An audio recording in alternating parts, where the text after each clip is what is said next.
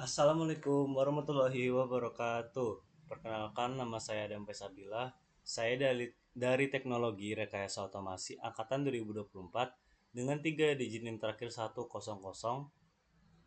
dan saya dari Praktikum D dari Universitas Diponegoro. Saya hari ini ingin mempresentasikan mengenai tentang mata kuliah mesin-mesin listrik, di mana di sini dalam main fokus hari ini yaitu untuk bagaimana kita menghitung arus FL dan sizing komponen, dan bagaimana cara kita memilih komponen komponen MCB dan yang lain-lainnya. Jadi kalian penasaran kan untuk bagaimana penjelasan video kali ini? Maka tontonlah sampai habis. Nah, sebelumnya kita perlu mengetahui dulu pendahuluan dari apa sih itu yang dimaksud full load current atau EFL. Nah, dalam sistem kontrol motor listrik, perhitungan arus nominal atau full load current menjadi dasar utama dalam menentukan ukuran dan spesifik komponen listrik. Kesalahan dalam perhitungan arus dapat menyebabkan pemilihan MCB, kabel, kontaktor, dan overload relay yang tidak sesuai. Maka sehingga berpotensi menimbulkan gangguan operasi panas berlebih atau kerusakan peralatan. Oleh karena itu, pemahaman perhitungan full load current ini dan sizing komponen sangat penting dalam perancangan sistem kontrol motor listrik. Oke, kita masuk ke bagian full load current. Apa itu full load current? Full load current atau EFL atau arus beban penuh adalah arus yang mengalir pada motor ketika motor bekerja pada daya nominalnya. Nilai EFL dipengaruhi oleh daya motor, tegangan kerja, efisiensi, dan faktor daya. Nilai ini biasanya tercantum pada nameplate motor dan menjadi acuan utama dalam perhitungan proteksi dan penghantarnya. Ini adalah landasan utama yang kita perlu cari untuk apakah ini aman dalam menerapkannya pada motor listrik. Nah, untuk bagaimanakah caranya untuk menghitung arus IFL ini, full load current ini?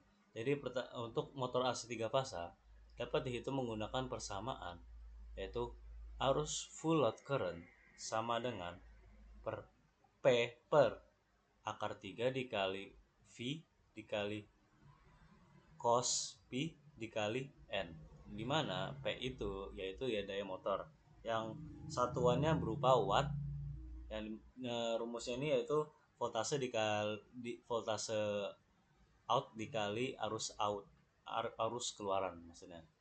Jadi voltase keluaran dikali arus keluaran, yaitu yaitu tegangan kerja yang satuannya volt.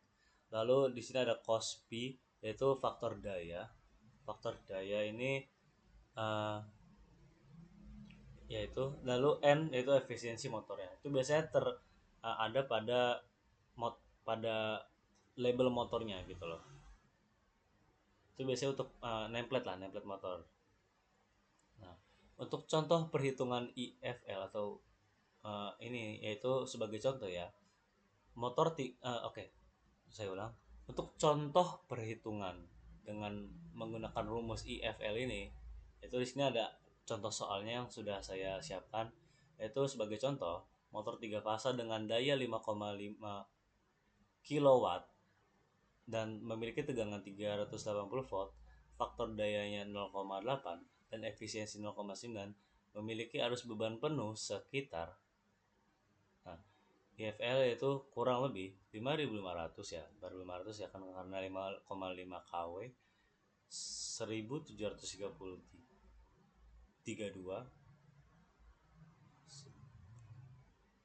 Nah, 1732 dikali 380,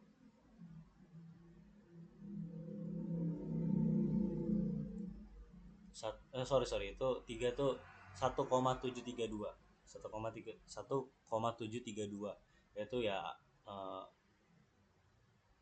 hasil persederhanaan dari akar 3 dikali 380 dikali 0,8 dikali 0,9. Nah, hasil perhitungan ini menjadi dasar dalam pemilihan semua komponen proteksi dan kontrol motor. Nah, di sini kita akan mempelajari bagaimana memilih MCB. MCB itu ya pastinya kita tahu lah, untuk MCB ini memiliki fungsi sebagai pengaman hubung singkat dan arus lebih. Dalam aplikasi motor listrik, arus nominal MCB biasanya dipilih dari kisaran 1,25 hingga 1,5 kali nilai IFL untuk menghindari trip saat arus start motor. Pemilihan kurva MCB C atau D juga harus disesuaikan dengan karakteristik arus starting motornya. Lalu di sini ada pemilihan kabel. Pemilihan kabel yang tepat yaitu ditentukan berdasarkan arus IFL-nya juga. Metode pemasangan dan faktor koreksi suhu. Secara umum, arus kerja kabel harus lebih besar dari arus motor. Pemilihan kabel yang tepat bertujuan untuk mencegah panas berlebih, penurunan tegangan, dan kerusakan isolasi kabel. Untuk memilih kontaktor yang tepat, sebelumnya kita harus tahu dulu kontaktor ini untuk apa. Digunakan untuk menghubung dan memutus suplai ke motor. Untuk cara memilihnya, arus nominal kontaktor harus lebih besar dari arus beban penuh motor. Biasanya dipilih minimal 1,2 kali IFL. Selain arus, kelas pemakaian kontaktor AC3 untuk motor induksi juga harus diperhatikan. AC yang 3 fasa ya. Nah, pemilihan overload relay itu overload relay berfungsi melindungi motor dari beban lebih dalam jangka waktu tertentu. Setting arus overload relay disesuaikan dengan nilai IFL motor, umumnya diatur pada 100% hingga 110% dari IFL. Overload relay tidak melindungi dari hubung singkat, sehingga harus digunakan bersama MCB atau MCCB. Untuk sizing komponen pada rangkaian start delta, arus start motor dapat dikurangi hingga sekitar sepertiga dibandingkan starting langsung. Kontaktor utama dan delta di sizing berdasarkan arus nominal motor, sedangkan kontaktor start hanya perlu menahan arus sekitar 1/3 dari IFL kabel, dan overload relay tetap disesuaikan dengan arus nominal motornya. Untuk penggunaan cheat sheet sizing, cheat sheet sizing merupakan tabel praktis yang berisi hubungan antara daya motor, arus nominal, ukuran kabel, MCB, dan kontaktor. Cheat sheet digunakan sebagai panduan cepat di lapangan tanpa harus melakukan perhitungan manual, namun tetap harus disesuaikan dengan standar dan kondisi instalasi. Nah, kesimpulannya dari rangkaian ini, dalam IFL ini, perhitungan IFL merupakan langkah awal yang sangat penting dalam perancangan sistem kontrol motor listrik. Dengan menentukan nilai arus secara tepat, pemilihan MCB kabel, kontaktor, dan overload relay dapat dilakukan dengan aman dan efisien. Sizing komponen yang tepat tidak hanya meningkatkan keandalan sistem, tetapi juga memperpanjang umur peralatan. Di sini aku memiliki tips ya, bagaimana untuk mendesain sistem kontrol motor. Dalam mendesain sistem kontrol motor listrik, selalu gunakan data nameplate sebagai acuan utama. Lalu perhatikan terus arus starting motor, gunakan standar proteksi yang sesuai, dan pastikan setiap komponen memiliki rating di atas arus kerja motor. Penggunaan cheat sheet dapat mempercepat proses desain, namun tetap perlu pemahaman dasar perhitungannya.